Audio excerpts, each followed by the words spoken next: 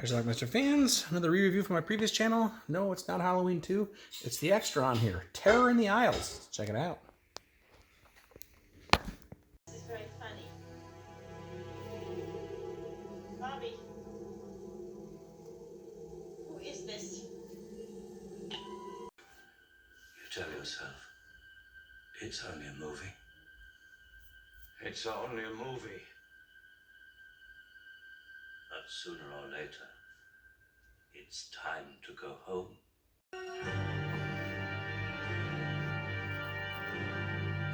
Mackenzie's house? First they start grabbing each other, which is all very well if you have a date. I want you to tell them to call the police. And before long, Don't you understand me? No, baby, no, people are yelling at the characters on the screen. Donald Pleasance and Nancy Allen in this documentary. The film is a lot like a roller coaster ride. Only you're sitting in a theater, which is relatively safe. The question is, why make up horrible things when there is so much real terror in the world?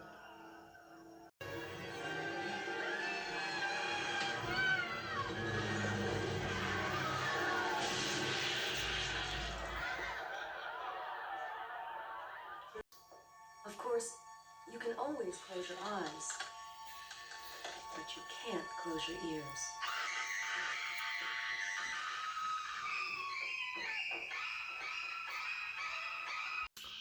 Interview with Alfred Hitchcock.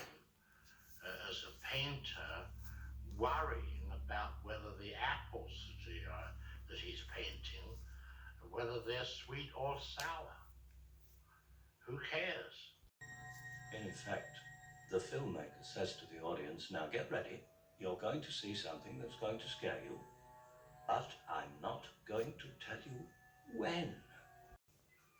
Shock and surprise are very different from suspense. If you want to shock people, you just have to catch them off guard. Even occupation. Give me the money, you fucker. And yet, I'm not a bit.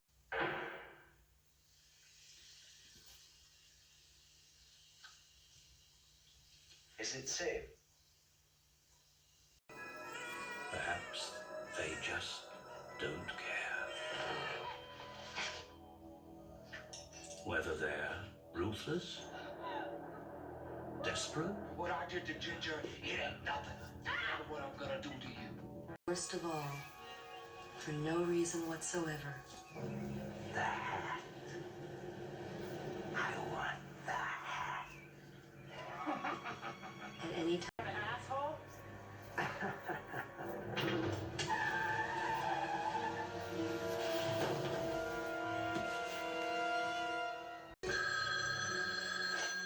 Jill, this is Sergeant Sacker. Listen to me. We've traced the call. It's coming from inside the house. Squad car's on the way over there right now. Here's Johnny.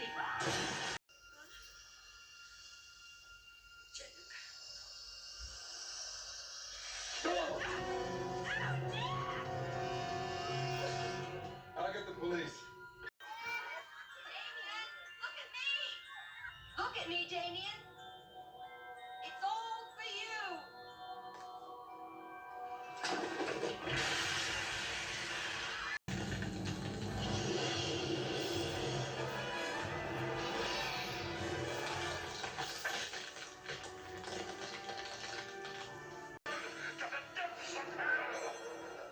This is a human child. Make no mistake. Father's eyes. What are you talking about, guys? Eyes are normal. What have you done to him, you maniac? Satan is his father, not Guy. Help me. God is dead.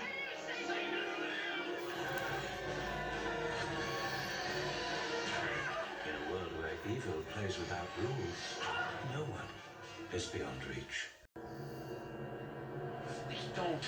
No, we take MasterCard, Visa, American Express, but not for tips. Heaven help you if sex is your profession. It's all just a great big game to you. Well, what do you think? They even show some classic horror films. In the beginning, horror films were dominated by the classic figures. Frankenstein, Dracula, and the Wolfman. Or how to feel. Operator, get me the Landmine County Sheriff's Department, quick.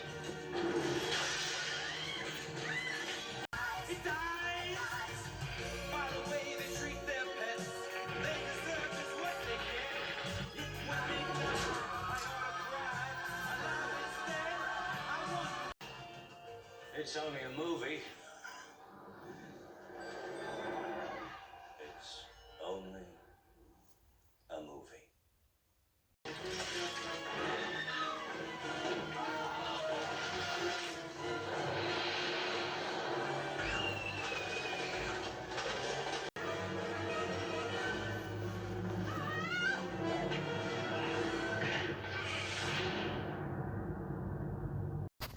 All right, let's talk about this movie, Terror in the Aisles. It's a movie that showed up on cable for me, I want to say back in, God, it may have been, it came out in 84, so maybe it was late 84, early 85, something like that. I think it was like early 85.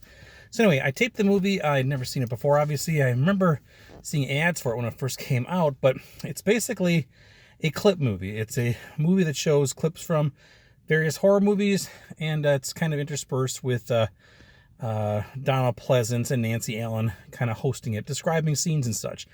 Now, I looked in the on Wikipedia here. It sounds like there's 82 movies, if my math was right, if I counted right. 82 movies that were shown in this. I happen to have 59 of them in my collection, which actually I thought was a little small. There's more than that I thought I would have had, but I didn't. But anyway, this movie was pretty influential on me. I don't know what else I can tell you about the movie. It's pretty self-explanatory. They show clips from 82 different films.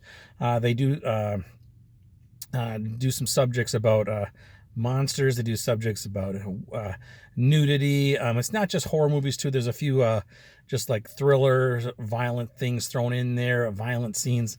There's a brief interview with Alfred Hitchcock. They show scenes from Psycho, Halloween, Halloween 2, Halloween 3, Friday the 13th, at least part 2, Bug, Jaws, Night of the Living Dead, American Werewolf in London, The Howling, some Abbott and Costello Meet Frankenstein, Firestarter was in there. That was the last one. Alone in the Dark. Just tons of movies. Now, I was trying to say is this movie was very influential on me because this, I think I saw this, and I was, I just really enjoyed watching it. I'm kind of babbling here, but this was before the days of the internet, obviously, and some of the movies I was like, oh, I gotta see what that is. What movie is that? What movie is that? You know, and I didn't know. Now I do remember taping it at the time, and I remember looking at the credits, like freeze framing it. I think I actually wrote down a lot of the titles, and then I would grab my Leonard Maltin movie book and look up these titles to see if that could possibly be it. Because I remember the one scene where the Santa Claus holds up the mini mart there. I thought, that's a cool movie. What is that one? And I had no clue what it was, so I had to kind of look it up. I'd forgotten over the years, but it's a movie called The Silent Partner, which I still don't have to this day. I've never seen it this day, and I'd like to, but that's the way it was. Another one that I remember fascinated me at the time was the scene from Alone in the Dark with Martin Landau when he runs over that guy, the mailman, because he wanted the guy's hat. I thought, that's fantastic. What is that film? I had no idea, but eventually I was able to figure that one out, and I actually, once I figured it out, based on Leonard Maltin's book, I went and tracked the movie down and got it. Rented it from a video store. Now it's in my collection today, obviously. So again, it was very nostalgic in that realm for me. And plus, there was a lot of movies that it showed clips from that I kind of knew what they were, but I hadn't seen them yet. I think like Carrie, I hadn't seen at the time yet when that came out, but I obviously made a point to go see that. There was like important horror movies that I thought, you know, that stuff I should see. So it was really influential. I really enjoyed this movie. Now I happen to look, apparently Siskel and Ebert gave the movie 0 stars. They thought it was horrible that you can't show clips from horror movies because you have to build up the horror suspense, and I don't buy that. I mean, it's a documentary clip movie. What are you going to do? So screw Siskel and Ebert on that one, although I do love Siskel and Ebert, but I think disagree with them on that one. But anyway, I don't know what else I can tell you about this movie. I'm babbling on and on here. I'm just kind of rambling, but I really enjoyed Terror in the Aisles. Now, about 5 years ago when I reviewed this the first time. I was looking to get the DVD. It is available on one of those MGM, or was it Warner? I can't remember. It's one of those it's Universal, I guess. It's one of those made-on-demand DVDs that they made for this one. However, they ended up putting it as an extra on the Blu-ray for Halloween 2. So that's how I have it. Now, I'm not sure if they've released a Blu-ray by itself since then. Maybe not. I'm not 100% sure, but I'm happy with what I got here, and it looks fantastic. So anyway, that is Terror in the Aisles. Again, I really enjoy this movie. For people my age who grew up with this, I think they all pretty much like that movie too, and it's fun. It's a fun view. So check it out.